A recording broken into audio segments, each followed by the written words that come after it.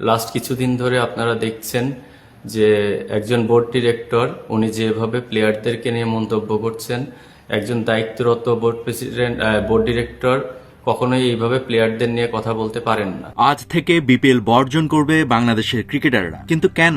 জানা গেছে বাংলাদেশ ক্রিকেট টিমের সাবেক অধিনায়ক তামিম ইকবালকে পরীক্ষিত ভারতের এজেন্ট বলে ফেসবুক স্ট্যাটাস দিয়ে আলোচনায় আসা বিসিবি পরিচালক নাজমুল ইসলামের সাম্প্রতিক এক মন্তব্যের জের ধরে চলমান বাংলাদেশ প্রিমিয়ার লিগ বিপিএল বর্জনের ডাক দিয়েছে বাংলাদেশের ক্রিকেটারদের সংগঠন কোয়াবের অন্তর্ভুক্ত ক্রিকেটাররা। চলুন জানায় নাজমুল নতুন করে আবার কি বিতর্কের জন্ম দিয়েছেন।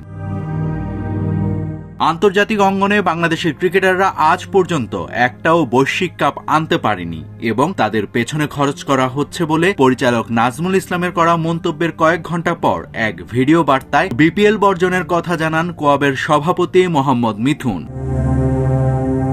মোহাম্মদ মিথুন বলেন, একজন দায়িত্বরত বোর্ড ডিরেক্টর কখনোই প্লেয়ারদের নিয়ে এমন মন্তব্য করতে পারেন না। আমরা ইমিডিয়েট ওনার পদত্যাগ চাচ্ছি। বৃহস্পতিবার বিপিএল এর প্রথম ম্যাচের আগে আমরা তার পদত্যাগ দাবি করছি। তিনি যদি পদত্যাগ না করেন তাহলে আমরা সব ধরনের ক্রিকেট বন্ধ ঘোষণা করছি। বাংলাদেশের জাতীয় পর্যায়ে সাবেক ও বর্তমান প্রায় সব ক্রিকেটারই কোয়াবের সদস্য হওয়ায় তাদের এই সিদ্ধান্ত বাংলাদেশের ক্রিকেটে বড় ধরনের প্রভাব ফেলবে।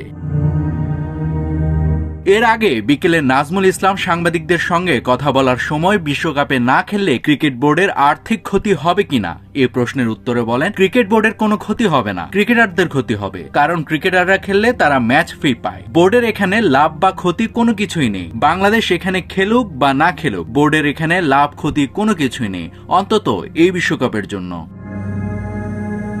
এরপরই বোর্ড ডিরেক্টর নাজমুলকে প্রশ্ন করা হয় ক্রিকেটারদের ক্ষতির জন্য তাদের ক্ষতিপূরণ দেওয়া হবে কিনা।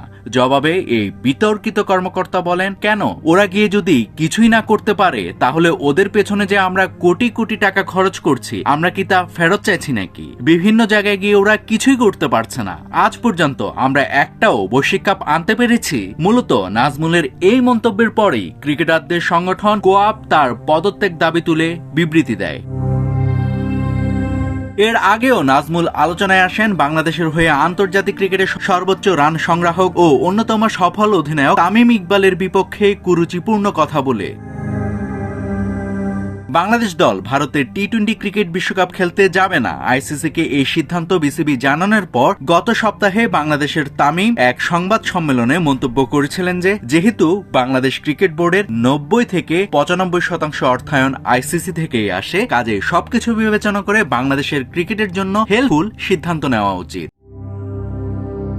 এরপরেই নাজমুল ইসলাম এক স্ট্যাটাসে তামিমের বক্তব্য লেখা একটি ফটোকার্ড ফেসবুকে শেয়ার করে পোস্টে লেখেন, এবার আরো একজন পরীক্ষিত ভারতের দালালের আত্মপ্রকাশ বাংলার জনগণ দু চোখ ভরে দেখল। নাভিদ হাসান, সোনালী নিউজ।